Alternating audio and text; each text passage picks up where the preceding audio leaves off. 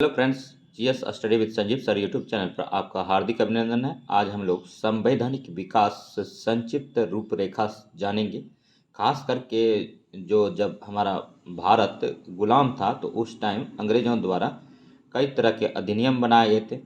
उन्हीं अधिनियमों में देखेंगे जब तक हमारा देश आज़ाद हुआ तब तक जो जो अधिनियम बनाया गया, मुख्य अधिनियम, उसमें क्या क्या कार्य किए गए अंग्रेजों के द्वारा, तो उन्हीं के बारे में जानकारी लेंगे क्योंकि यहाँ से एग्ज़ाम में क्वेश्चन निसंदेह देखने को मिलता है। तो वीडियो में बने रहिए। अगर वीडियो अच्छा लगेगा तो लाइक कीजिएगा, सब्सक्राइब कीजिएगा और शेयर कीजिएगा तथा इसी प्रकार का वीडियो देखने के लिए हमारे GS study with Sanjeev sir YouTube channel से बने रहिएगा।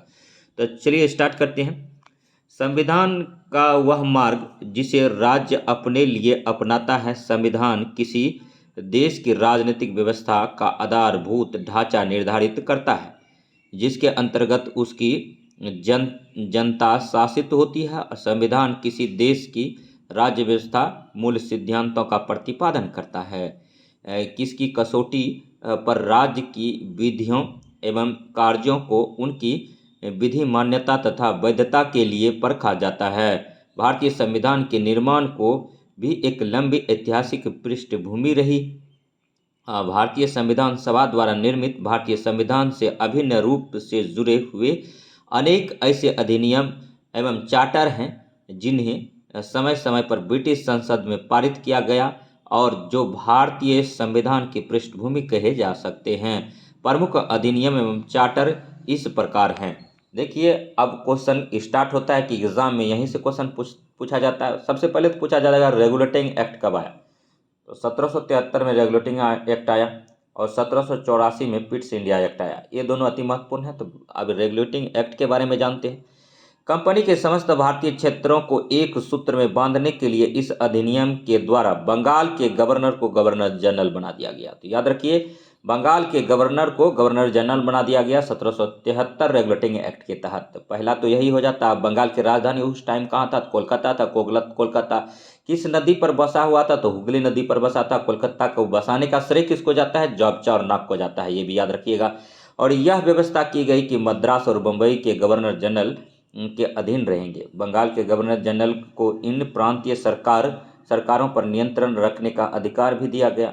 गवर्नर जनरल की सहायता के लिए एक 4 सदस्यों वाली कार्यकारिणी परिषद की व्यवस्था भी की गई।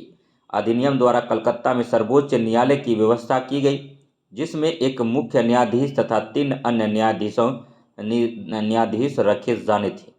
सर एलिजा इम्पे मुख्य न्यायाधीश तथा अन्य 3 न्यायाधीश लिमेस्टर, चैम्बर्स एवं हाइट थे।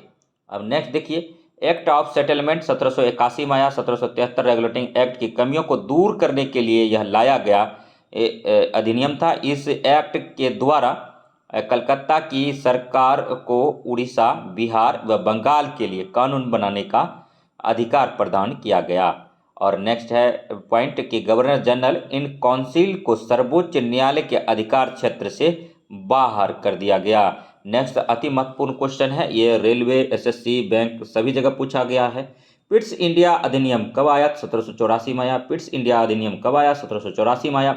इस अधिनियम के द्वारा दोहरे शासन का प्रारंभ हुआ। व्यापारिक मामले के लिए कोर्ट ऑफ डायरेक्टर्स एवं राजनीतिक मामलों के लिए बोर्ड ऑफ कंट्रोल बनाया। तो किसमें बना था? कोर्ट ऑफ डायरेक्टर्स और board of control 1784 Pitt's India act अधिनियम में बना था। और नेक्स्ट देखिए, बोर्ड ऑफ कंट्रोलर में 6 सदस्य थे और ये भारत सरकार की ही देख रेख करते थे। गवर्नर जनरल की परिषद 3 सदस्य कर दी गई।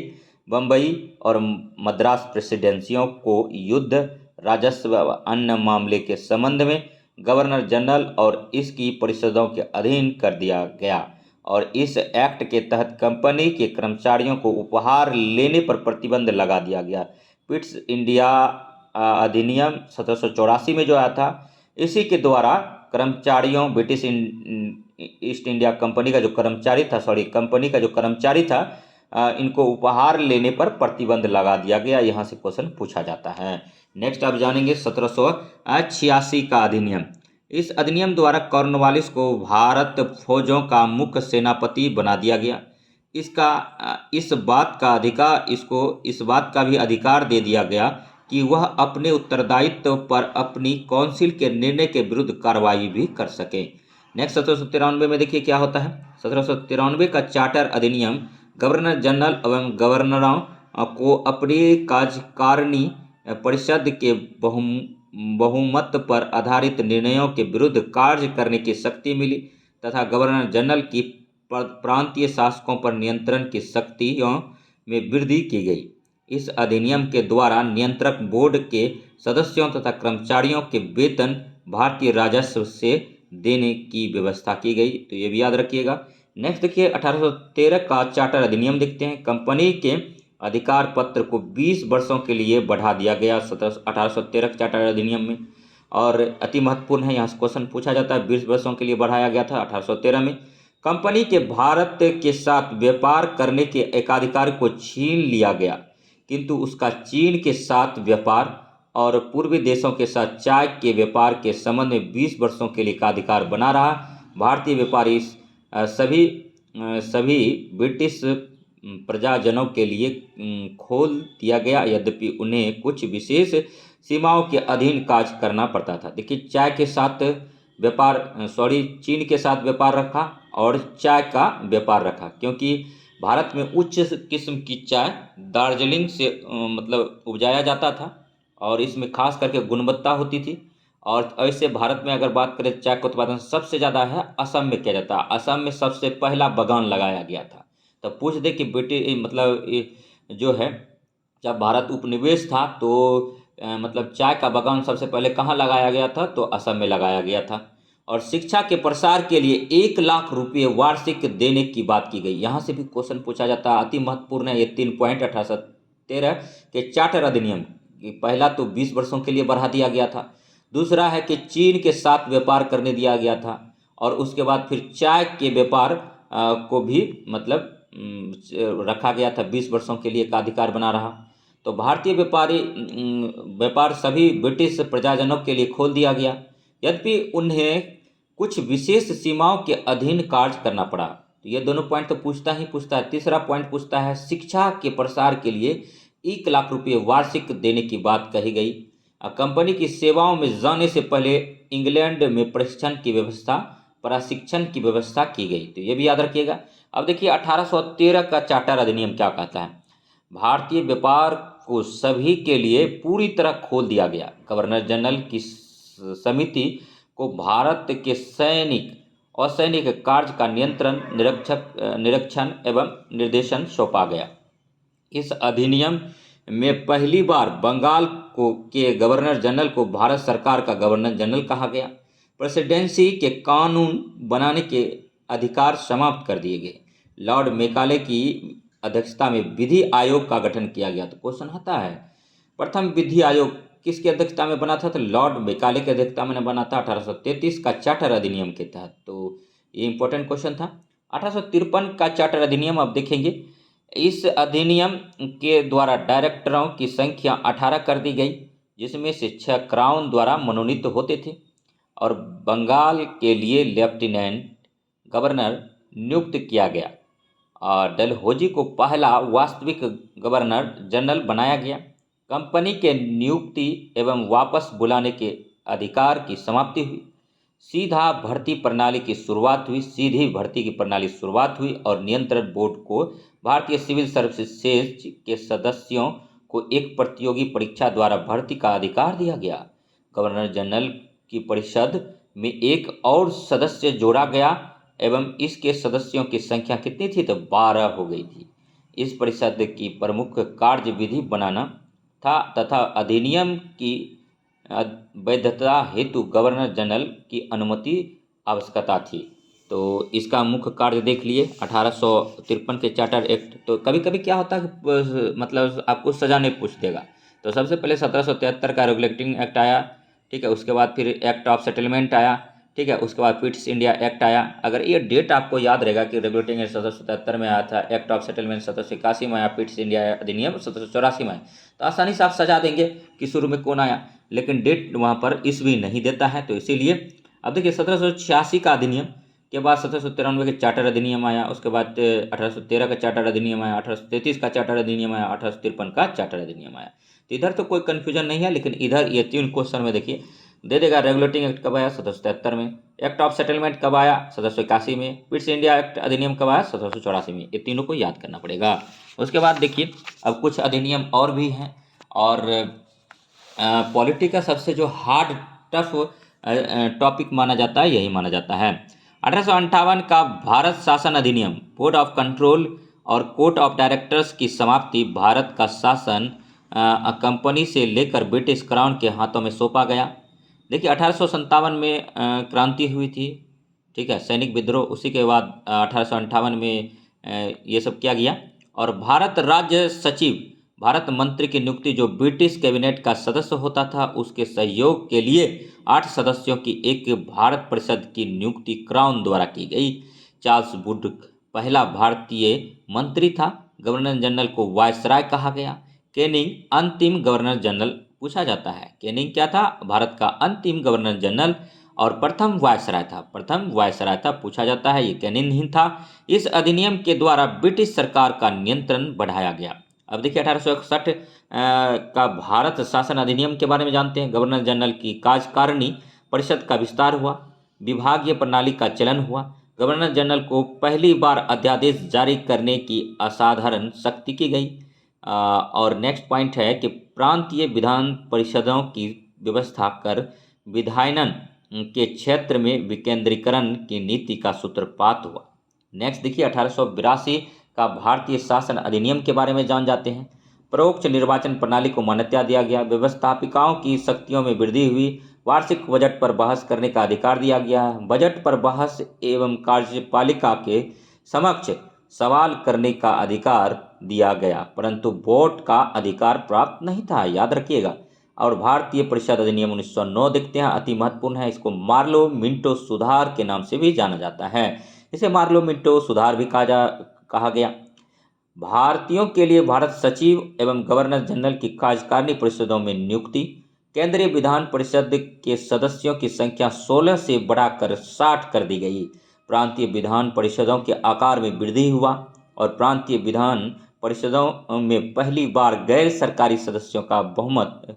और नेक्स्ट पॉइंट है इसका कि केंद्रीय और प्रांतीय विधान परिषदों को पहली बार बजट पर वाद विवाद करने, सार्वजनिक हित के विषयों पर प्रस्ताव पेश करने, पूरक प्रश्न पूछने और मत देने के अधिकार मिले। अब देखिए नेक्स्ट जो है 1919 का भारत सरकार अधिनियम अति महत्वपूर्ण है, इसको ध्यान से सुनिए।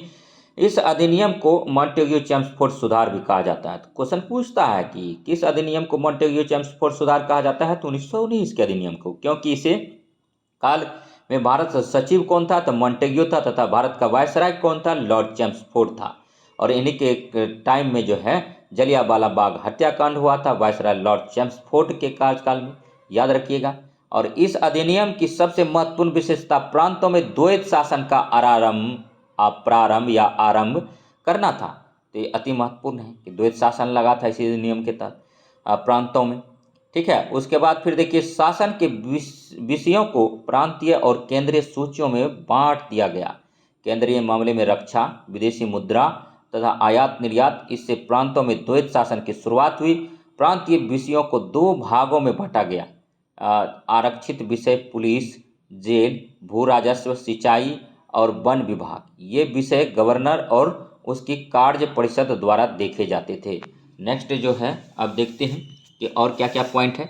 देखिए इसमें है कि हस्तांतरित विषय शिक्षा, स्थानीय शासन, सार्वजनिक स्वास्थ्य, सफाई, कृषि और उद्योग गवर्नर और उसके मंत्रियों द्वारा देखे जाते थे। प्रांतों पर केंद्रीय नियंत्रण द्वैत शासन द्वारा कम किया गया। केंद्रीय विधायिका का सेंट्रल लेजिस्लेटिव को द्विसदनात्मक बना दिया गया, जिसे राज परिषद, ऊपरी सदन 5 वर्ष के लिए और विधान परिषद 3 वर्ष के लिए में बांटा गया। और पृथक निर्वाचन मंडल का दायरा बढ़ाकर सिखों को इसमें शामिल किया गया। अधिकार बहुमत को समाप्त करके गैर आधिकारिक प्रत्यक्ष चुनाव पर बहुमत को बढ़ाया गया। भारत सचिव और उसके सहयोगियों का वेतन अब अंग्रेज राजस्व से देने की बात हुई।